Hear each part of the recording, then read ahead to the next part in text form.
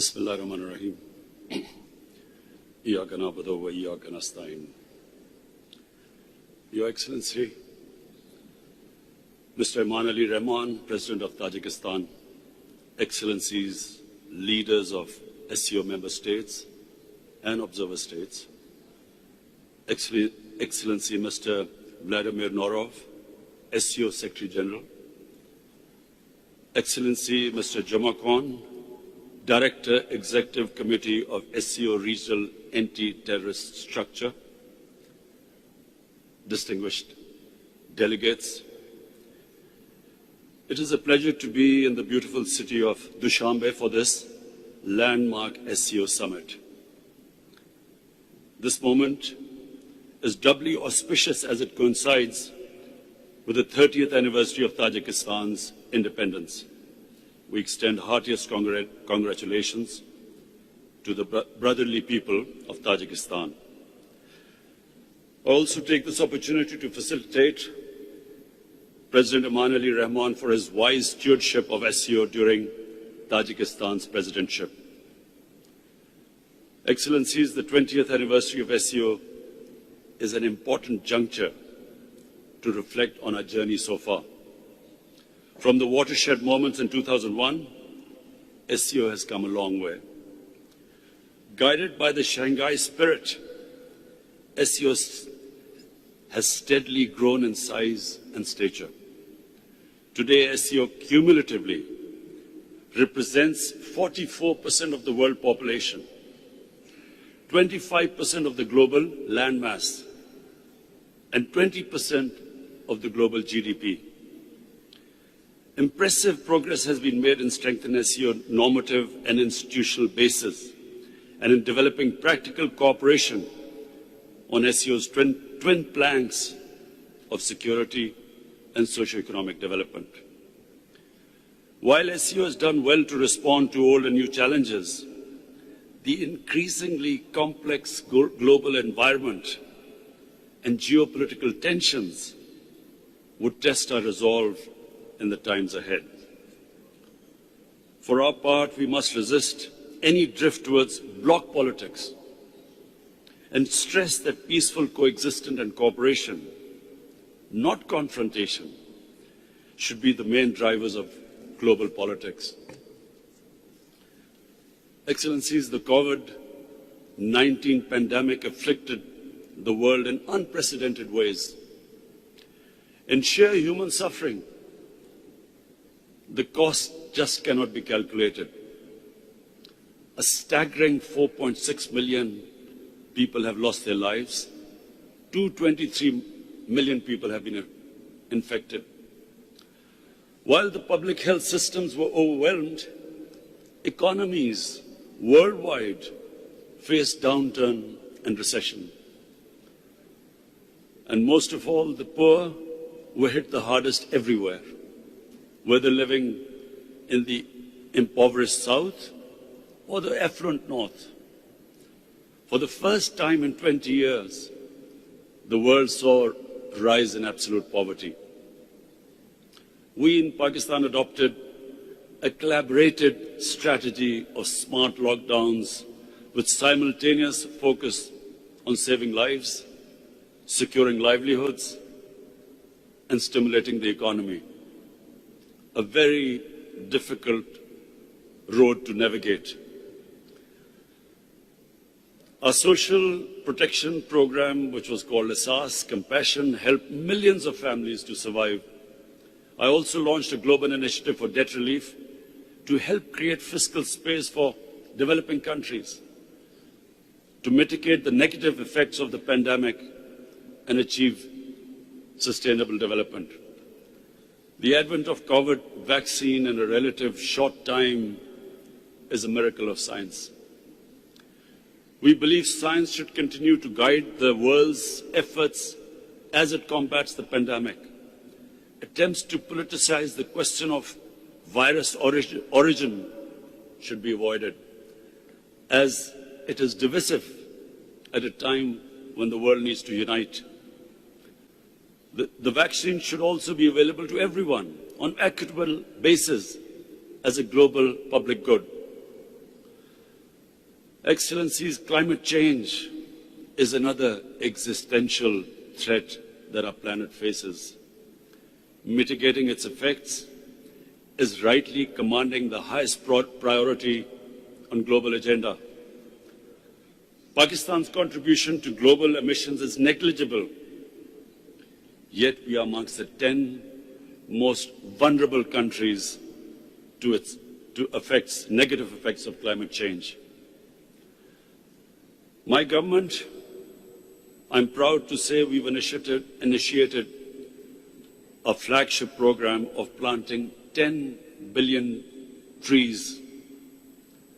Our initiative for Clean and Green Pakistan not only aims to protect nature and restore ecosystems, but also expand ecotourism and create thousands of new jobs for our youth. We're also committed to shifting our energy mix towards a clean and low-carbon trajectory, and are projecting 60% of our energy to be clean by 2030.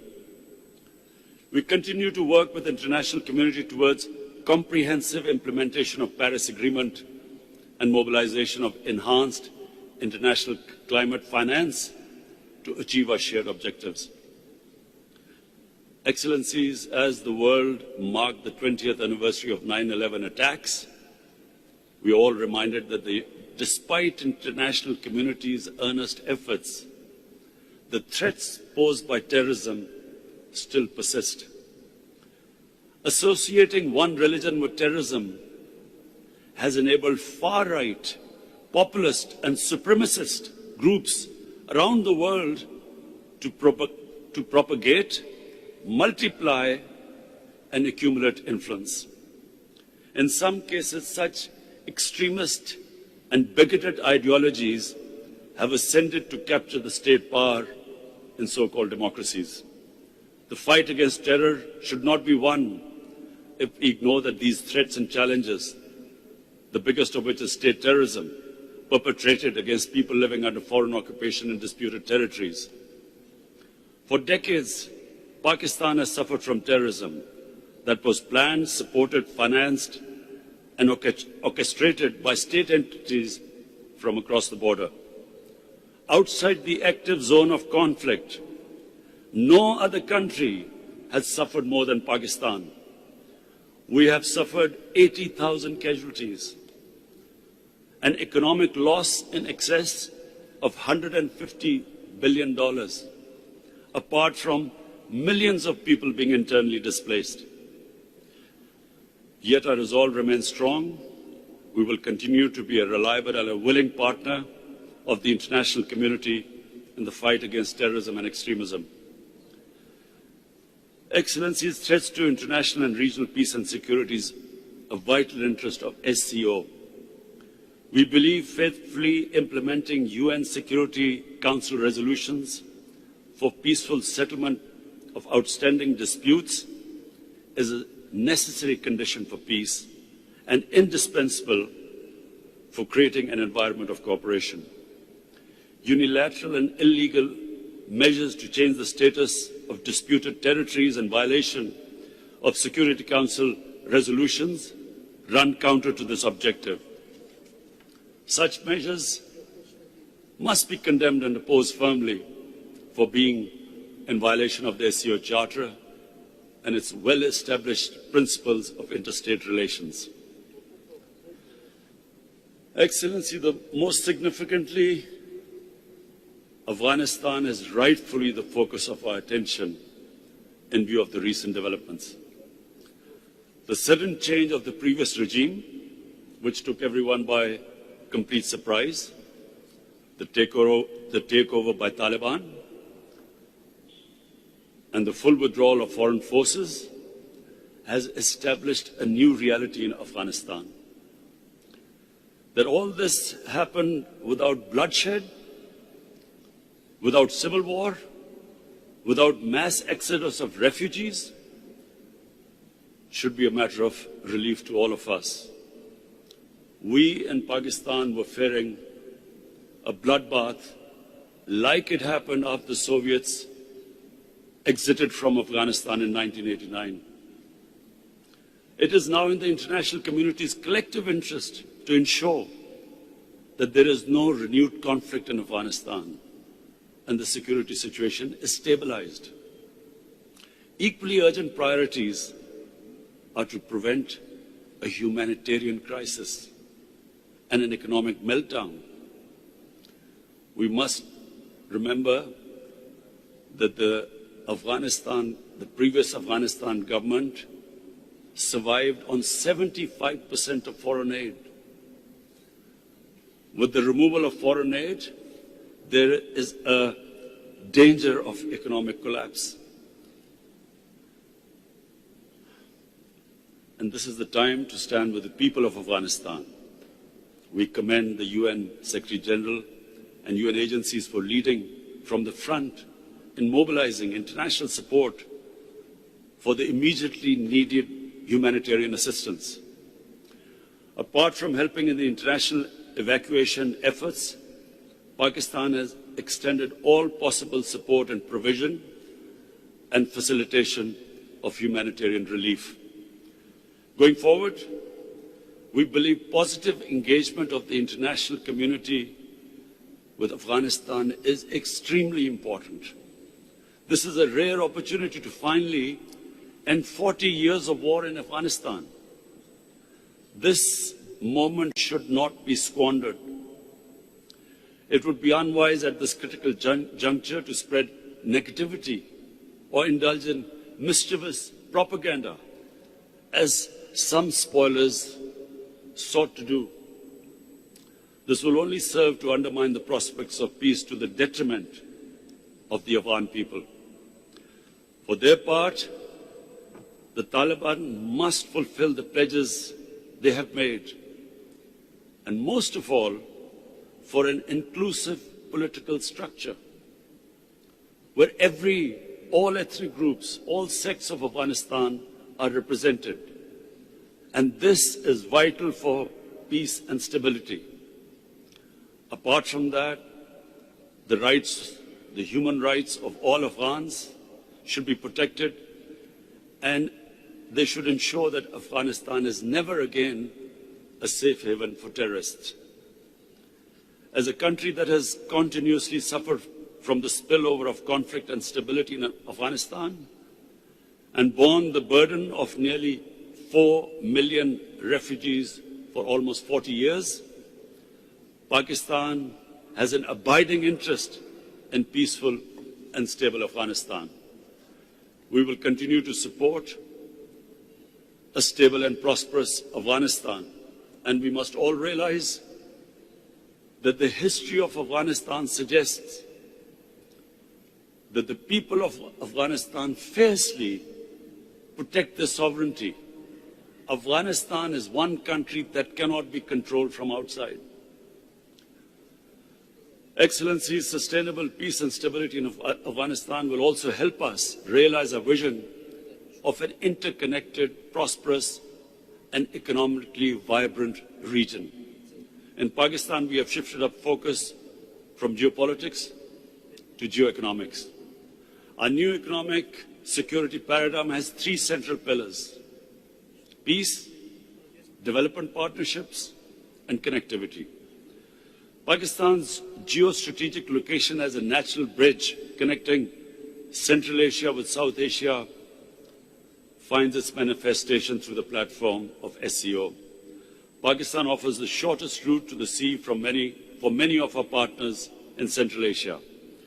I commend the initiative by the President of Uzbekistan to host the International Conference on Central Asia, South Asia connectivity in Tashkent last July. There is no doubt that the web of rail, road, and sea and air links across the SCO region will usher in a new era of enhanced trade, energy flows, and people-to-people exchanges. This hard and soft connectivity will contribute significantly to progress and peace in the region and beyond. These trans-regional linkages will be reinforced by the China-Pakistan Economic Corridor, the flagship project of BRI, which is making steady progress.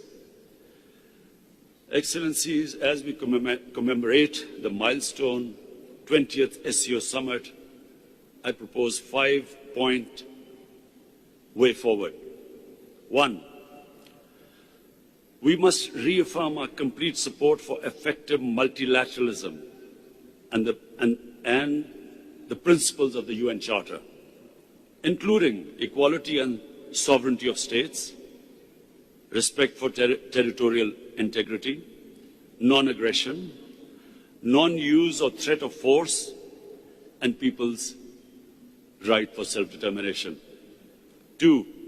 We must strengthen our collective endeavors to mitigate the adverse economic impact of COVID-19 pandemic, including through the SCO joint advisory measures. 3. We must chart out a coordinated SCO approach towards stabilizing the situation in Afghanistan, including through enhanced engagement to address our common concerns and safeguard our shared interests, steps to provide humanitarian support and ensure economic stability, and measures to enable Afghanistan to become a reliable partner in peace and prosperity. 4. We must advance the agenda of regional connectivity. In this regard, taking the process forward, Pakistan would like to host a conference on the theme Transport Connectivity for Regional Prosperity. Transport Connectivity for Regional Prosperity. And 5, we must, recognizing the immense potential of our youth, explore all possible avenues for their increased interface and empowerment. Pakistan would like to host a conference on youth empowerment through digital economy. Excellencies, before concluding, I take the opportunity to congratulate my brother Raisi, President Raisi, as Iran embarks upon the process of admission to the SCO. I also congratulate brothers from Saudi Arabia, Egypt, and Qatar on joining as new dialogue partners.